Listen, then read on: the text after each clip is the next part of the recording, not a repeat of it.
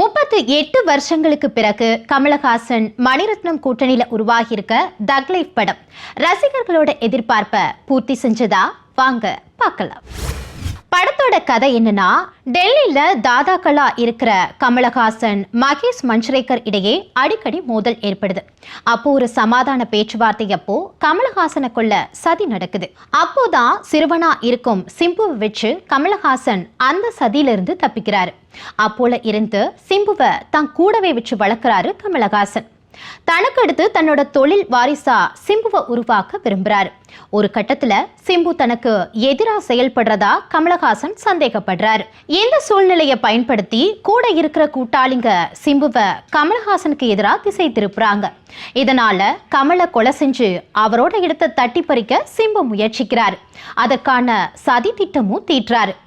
சிம்புவோட சதித்திட்டம் பழிச்சதா, கமலஹாசனுக்கு என்ன ஆச்சு இப்படிங்கிற பல்வேறு கேள்விகளுக்கு பதில் சொல்றதுதான் மீதி கதை. 38 வருஷத்துக்கு பிறகு கமலஹாசன் மணிரத்னம் கூட்டணி மறுபடியும் ஒன்னா சேர்றாங்க அப்படின்னதும் ரசிகர்கள் மத்தியில ஒரு மிகப்பெரிய எதிர்பார்ப்பு வந்துச்சு. ஆனா படம் அந்த எதிர்பார்ப்பை பூர்த்தி செஞ்சுச்சான்னா இல்லைன்னு தான் சொல்லணும். தாதாவா வர கமலஹாசன் பாடி லாங்குவேஜ்லையும் பேச்சிலையும் மிரட்டியிருக்காரு. கமலோட இளமையான தோற்றம் நல்லாவே இருக்கு. அண்ட் நாயகன் படத்தையும் ஞாபகப்படுத்துற மாதிரி இருக்கு. ஃபர்ஸ்ட் ஹாஃப்ல அடக்கி வாசிக்கிற கமல் செகண்ட் ஹாஃப்ல சண்டை காட்சிகள்லாம் சிறப்பா நடிச்சிருக்காரு. இந்த படத்தை தூக்கி நிறுத்துறது சிம்பு தான். அவரோட ஸ்கிரீன் பிரசன்ஸ் சூப்பராகவே இருக்கு. சிம்புவும் கமலும் மோதுற இடங்கள்லாம் விறுவிறுப்பாகவே இருக்கு. கமலோட மனைவியா வர அபிராமி அளவான நடிப்பு கொடுத்திருக்காங்க. கமலோட ஆசை நாயகியா த்ரிஷா. அதே சமயம் இந்த படத்துக்கு த்ரிஷா எதுக்கு அப்படிங்கிற கேள்வியும் வருது. ஜோஜு ஜார்ஜ், நாசர், பக்ஸ், சஞ்சனா என எல்லாருமே நிறைவான நடிப்பை கொடுத்திருக்காங்க. போலீஸ் அதிகாரியா வரும் அசோக் செல்வன் மற்றும் ஐஸ்வர்யா லட்சுமி 2 பேருக்கும் ஸ்கோப் கம்மி தான்.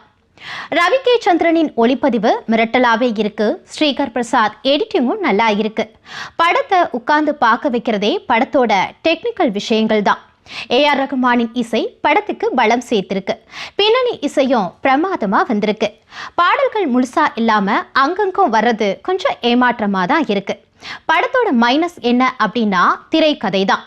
காட்சிகள் எல்லாமே முன்கூட்டியே கணிக்கக்கூடியதா இருக்கு. எந்தவித ட்விஸ்டும் இல்லாம நகர திரைக்கதை ஏமாற்றம் தான். பட் கிளைமேக்ஸ் சண்டை காட்சி ரசிக்க வைக்குது. மொத்தத்துல எந்த ஒரு எதிர்பார்ப்பும் இல்லாம படம் பார்க்க போனா ரசிக்கலாம்.